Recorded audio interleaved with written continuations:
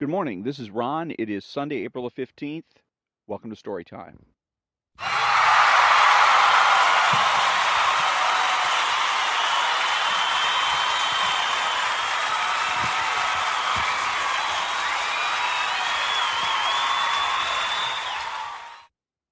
Okay, so today I'm starting with something new. I'm expanding the broadcast. So there are going to be three segments to the broadcast. There's going to be the Ayn Rand segment, a Rush Limbaugh segment, and a joke segment at the end. So for the Ayn Rand segment, I'm going to be reading from chapter 14, The Establishing of an Establishment, 1972. It's from the book Philosophy, Who Needs It? Staleness is the dominant characteristic of today's culture, and, at first glance, it may appear to be a puzzling phenomenon. There's an air of impoverished drabness, of tired routine, of stagnant monotony in all our cultural activities, from stage and screen to literature and the arts to the allegedly intellectual publications and discussions. There's nothing to see or to hear. Everything produces the effect of déjà vu or déjà entendu. How long since you have read anything startling, different, fresh, unexpected? Intellectually, people are wearing paste jewelry, copied from paste jewelry by artisans who have never seen the original gems. Originality is a forgotten experience. The latest fads are withering at birth. The substitutes for daring and vitality, such as the screeching hippies, are mere camouflage, like too much makeup on the lined face of an aging slut. The symptoms of today's cultural disease are conformity, with nothing to conform to, timidity, expressed in self-shrinking concern with trivia, a kind of obsequious anxiety to please the unknown standards of some non-existent authority, and a pall of fear without object. Psychologically, this is the cultural atmosphere of a society living under censorship. But there's no censorship in the United States. I have said that the fundamental cause of a culture's disintegration is the collapse of philosophy, which leaves men without intellectual guidance. But this is the fundamental cause. Its consequences are not always direct or obvious, and its working may raise many questions. By what intermediary processes does this cause affect men's lives? Does it work only by psychological means from within, or is it assisted from without by practical, existential measures? When philosophy collapses, why are there no thinkers to step into the vacuum and rebuild a system of thought on a new foundation?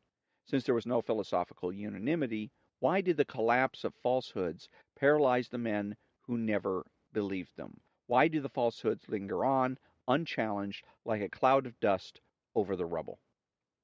Philosophy affects education, and a false philosophy can cripple men's minds in childhood, but it cannot cripple them all, nor does it cripple most men irreparably. So what becomes of those who manage to survive? Why are they not heard from? What, except physical force, can silence active minds? The answer to this last question is nothing. Only the use of physical force can protect falsehoods from challenge and perpetuate them. Only the intrusion of force into the realm of the intellect, i.e., only the action of government, can silence an entire nation. But then, how does the cultural wreckage maintain its power over the United States? There's no governmental repression or suppression of ideas in this country. As a mixed economy, we are chained by an enormous tangle of government controls. But, it is argued, they affect our incomes, not our minds. Such a distinction is not tenable. A chained aspect of a man's or a nation's activity will gradually and necessarily affect the rest. But it is true that the government so far has made no overt move to repress or control the intellectual life of this country. Anyone is still free to say, write, and publish anything he pleases. Yet men keep silent, while their culture is perishing from the entrenched, institutionalized epidemic of mediocrity. It is not possible that mankind's intellectual stature has shrunk to this extent, and it is not possible that all talent has vanished suddenly from this country and this earth. If you find it puzzling, the premise to check is the idea that governmental repression is the only way a government can destroy the intellectual life of a country. It is not. There's another way. Governmental encouragement.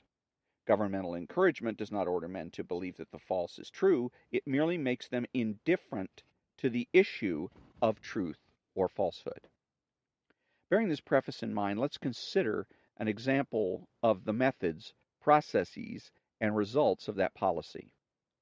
In December 1971, Representative Cornelius E. Gallagher, a Democrat from New Jersey, declared in the House that, quote, the National Institute of Mental Health has granted to Dr. B.F. Skinner the sum of $283,000 for the purpose of writing Beyond Freedom and Dignity, unquote. On further inquiry, he discovered that, quote, this merely represents the tip of the iceberg, unquote, from the Congressional Record, December 15, 1971. Human Events of January 15, 1972, summarized his findings as follows. Quote, when Gallagher sought information about the Skinner Grant and the scope and amount of government spending in the behavioral research field, the Government Accounting Office reported back that the task was virtually impossible. Agency officials stated that there were tens of thousands of behavioral research projects being financed by government agencies. A preliminary check turned up 70,000 grants and contracts at the Department of Health, Education, and Welfare, and 10,000 within the Manpower Administration of the Labor Department. Thousands of additional behavioral projects costing millions of dollars are also being financed by the Defense Department, National Aeronautics and Space Administration, and the Atomic Energy Commission, according to the General Accounting Office's survey, unquote. In his speech to the House, Representative Gallagher declared, quote, the Congress has authorized and appropriated every single dollar in these grants and contracts. Yet, for the most part, we are unaware of how they are being spent, unquote. And further, quote, the federal grant and contract system has inextricably intertwined colleges and universities with monies authorized and appropriated by the Congress. I mean to imply no suggestion of a lessening of academic freedom in the nation, but I do suggest that the Congress should, at the very least, be fully informed and, if need be, have the tools and expertise at our own disposal to counter anti-democratic thoughts launched with federal funds. Congressional Record. Mr. Gallagher stated that he believes in Dr. Skinner's right to advocate his ideas, quote, but what I question is whether he should be subsidized by the federal government, especially since, in my judgment, he's advancing ideas which threaten the future of our system of government by denigrating the American traditions of individualism, human dignity, and self-reliance, unquote. Also from the Congressional Record. If Mr. Gallagher were a consistent supporter of the American traditions he describes in the second half of his sentence, he would have stopped after its first half. But apparently he was not aware of the contradiction because his solution was a proposal to create a, quote, a select committee on privacy, human values, and democratic institutions, designed to deal specifically with the type of threats to our Constitution, our Congress, and our constituents which are contained in the thoughts of B.F. Skinner, unquote. Also from the Congressional Record. Nothing could be as dangerous a threat to our institutions as a proposal to establish a governmental committee to deal with, quote, anti-democratic thoughts, unquote, or B.F. Skinner's thoughts or anyone else's thoughts. The liberal New Republic was quick to sense the danger and to protest, January 28, 1972. But, not questioning the propriety of government grants, it merely expounded the other side of the same contradiction. It objected to the notion of the government determining which ideas are right or acceptable and thus establishing a kind of intellectual orthodoxy. Yet both contentions are true. It is viciously improper for the government to subsidize the enemies of our political system. It is also viciously improper for the government to assume the role of an ideological arbiter. But neither Representative Gallagher or the New Republic chose to see the answer, that those evils are inherent in the vicious impropriety of the government subsidizing ideas. Both chose to ignore the fact that any intrusion of government into the field of ideas for or against anyone withers intellectual freedom and creates an official orthodoxy, a privileged elite. Today, it is called an establishment. And that's going to be the end of part 1 of chapter 14 of Philosophy Who Needs It, the establishing of an establishment. And one of the things that I wanted to get to here was she refers to government, and people on the right make that mistake all the time, talking about, well, you don't want government doing this, we don't want big government, we don't want. Uh, um, in her case, she says it's a bad idea to have governmental controls and whatnot. Government, let's be clear that government, proper definition is the apparatuses that are used by political parties to wield power. The true, if there's a threat to our democracy, it is not from government, it is from the people in the political parties. In the Democrat Party, the Republican Party, depending on which one happens to be in power at the time. That's the problem. When you look at this issue, the issue of having a, let's say, the select committee on anti-democratic thoughts and anti-democratic procedures, the question becomes, who's going to be running this? Who's going to be on the committee? Is it going to be all Democrats, all Republicans, half and half?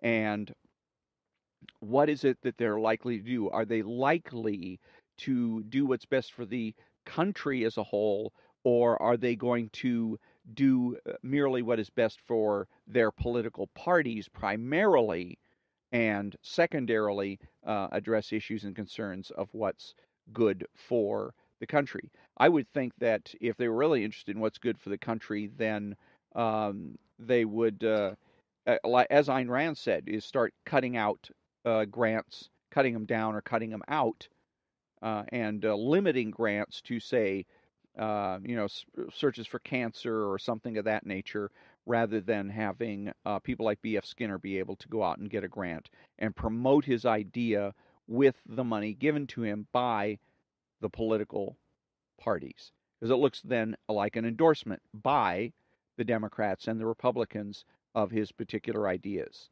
And let's see, um,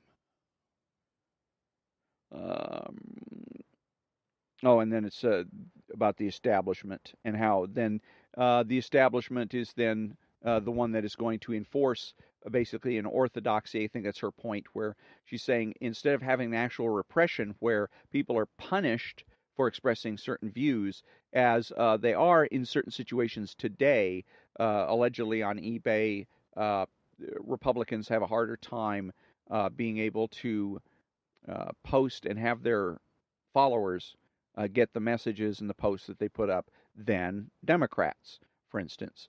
But in this particular case, what she's saying is that the establishment, by going ahead and having grants that are promoting, end up promoting people like B.F. Skinner, you're also promoting his ideas.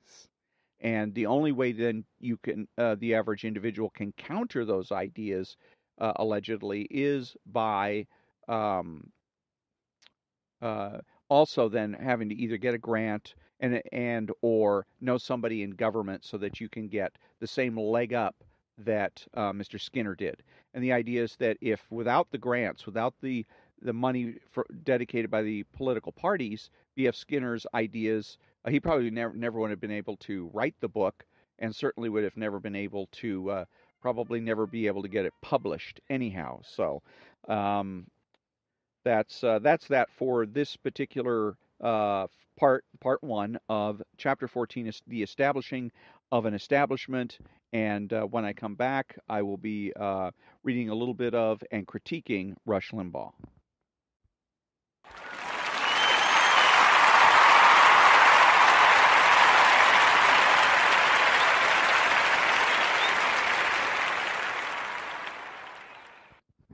Okay, I'm back, and I'm reading from the Rush Limbaugh Show, and it is from his app that I happen to have on my phone, and from April the 13th, which was Friday, and the particular segment that I'm going to be reading and critiquing is called "My Night with the People Who Make the Country Work."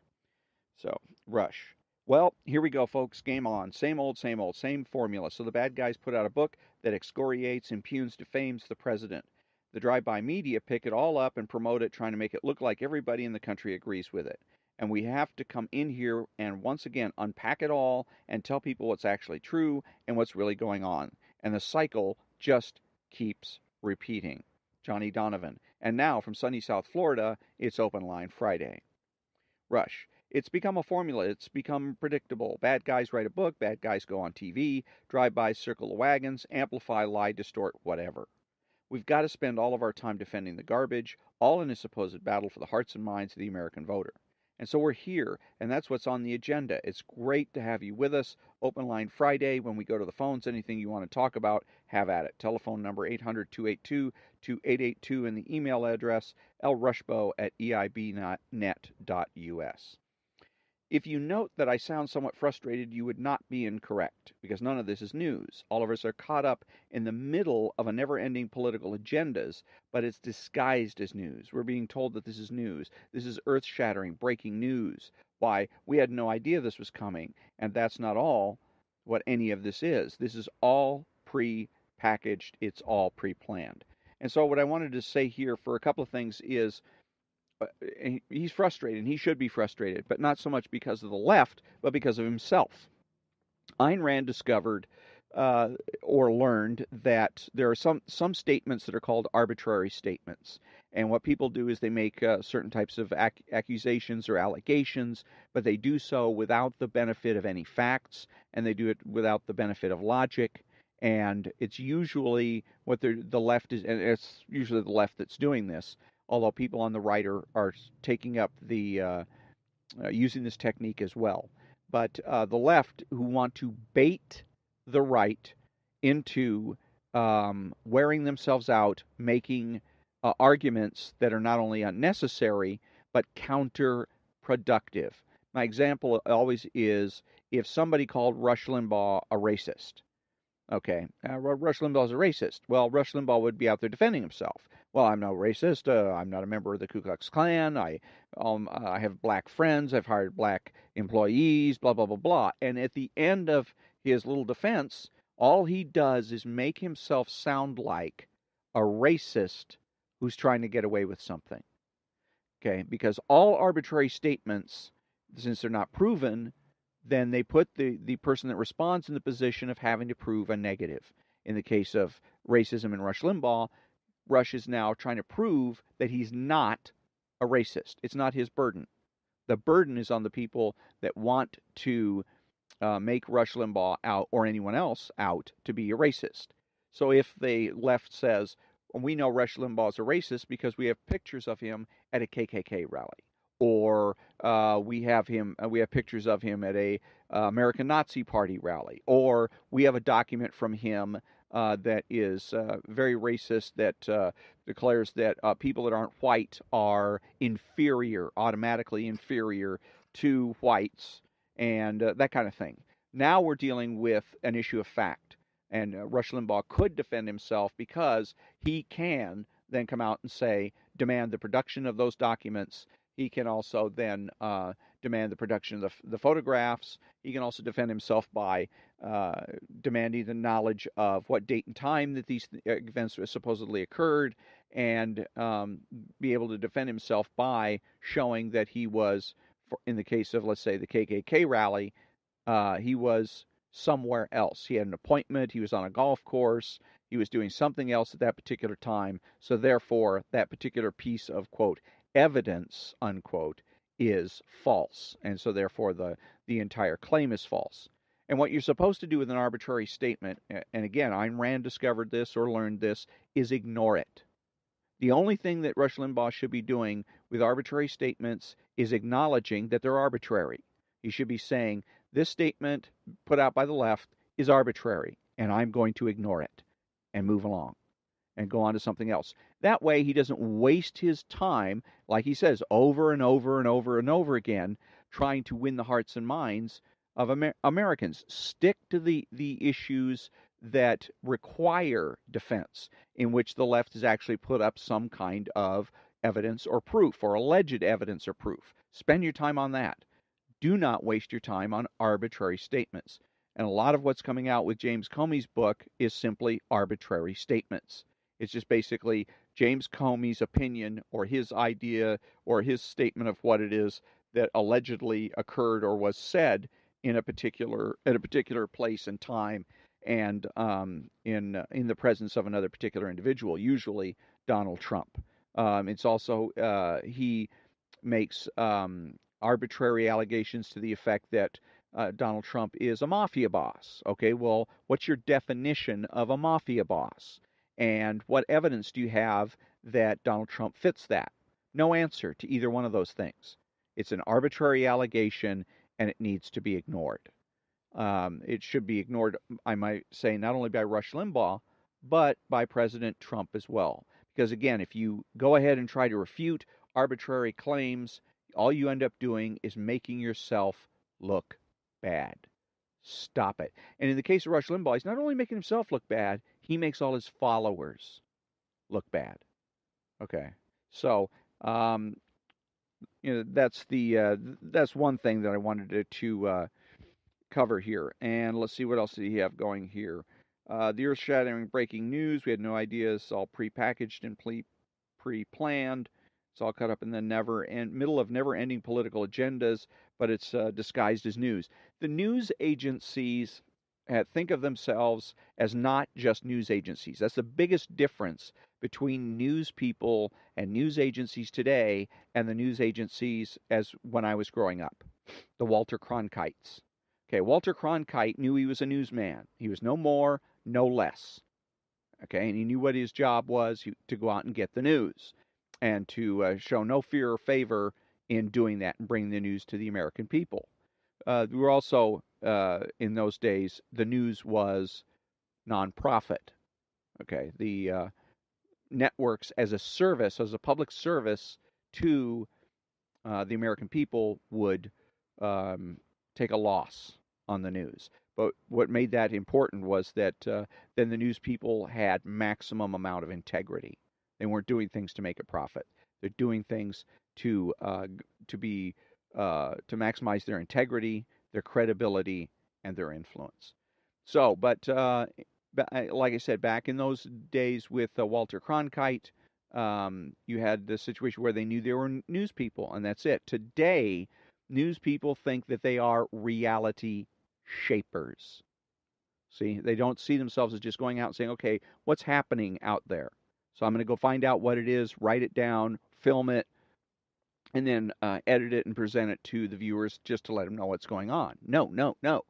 What they're saying is that it is their job to shape reality. In order, what they want to do is try to create the perfect society. And so that's the way they approach the news, is doing from picking the news stories that they're using, the approach to the news stories, their interview techniques, everything is done to shape reality, particularly when it comes to the President of the United States, and particularly when it comes to government.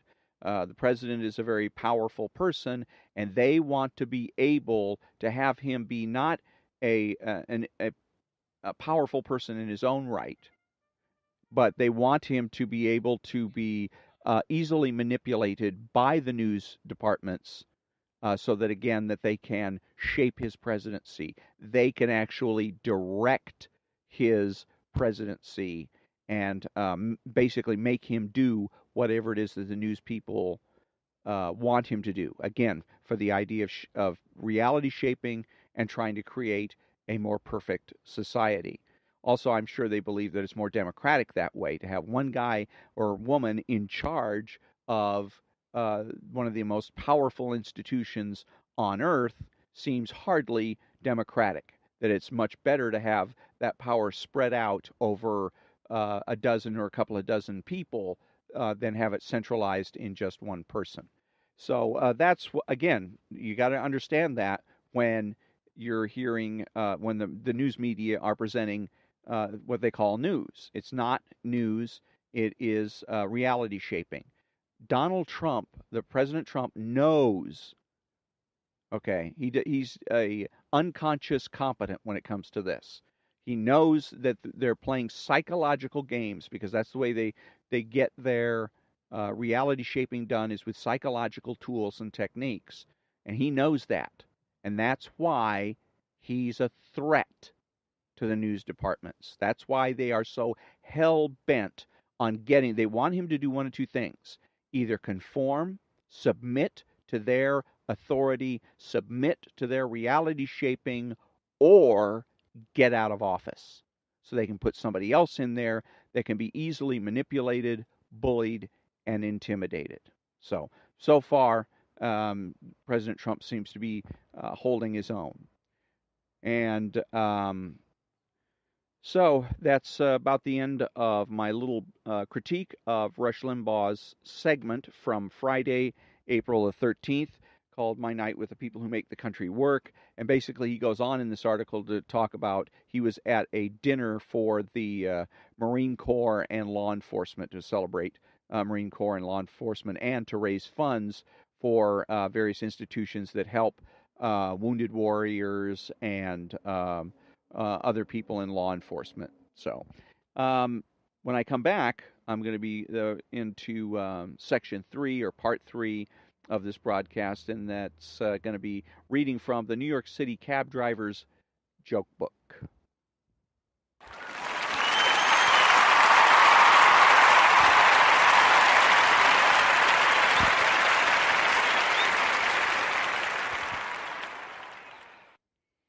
Okay, I'm back. The New York City Cab Driver's Joke Book by Jim Peach, and he's a real New York City cabbie, and this is from reading from the back of the book.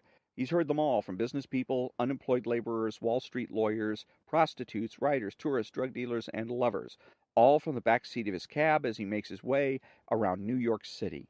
Jim always asks his customers for their best jokes, and here are his favorites. More than 400 clean jokes, dirty jokes, ethnic jokes, religious jokes, Dirty Ernie jokes, jokes about musicians, bartenders, hookers, everyone. New York City Cab Driver's Joke Book also includes true stories about Jim's writers and original illustrations by Jim himself, the cabbie with the best collection of jokes in New York City. All right. An old Irishman is lying in bed, very ill. His son is sitting by the bedside, expecting the end to come at any moment. The old man looks up at the boy and says, "Son, I want you to go for the Protestant minister." The son is totally taken aback. "But, Dad," he says, "you were raised a good Catholic. What in the world would you be wanting with a minister at a time like this?" The old man looks up and says, "Son, please, it's me last request. Get the minister for me." "But, Dad," cries the son, "you raised me a good Catholic. You've been a good Catholic all your life. It's the priest you want now, not the minister." The old man managed to croak out the words, "Son, if you respect your father, you'll get the minister for me." So the father prevails, and the son goes out and gets the minister. They come back to the house, and the minister goes into the old man's room and converts him. As the minister is leaving the house, he passes Father O'Malley, coming in the door at quite a clip. The minister stares solemnly into the eyes of the priest. "I'm afraid you're too late, Father. He's a Protestant now." Father O'Malley runs up the steps and bursts into the old man's room. "Pat, Pat, why did you do it?" he cries. "You were raised a good Catholic. We went to St. Mary's together. You were there when I performed my first Mass. Why in the world would you do such a thing at a time like this?" "Well," the old man says as he looks up at his friend, "I figured if somebody had to go, it was better one of them than one of us." Did you hear about the new Japanese Jewish restaurant? It's called Sosumi. A newlywed couple is getting undressed on their wedding night. The husband, after removing his trousers, tosses them over to his new bride.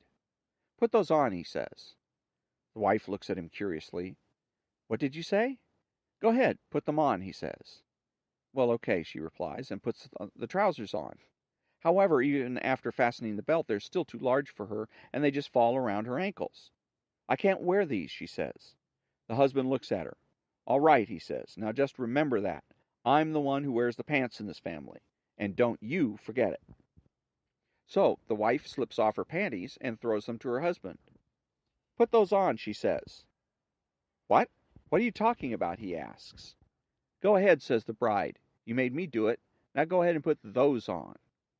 "Well, Okay, he says, and starts to put the panties on, but they're much too small, and he can't even get them up past his thighs. I can't get into these, he says.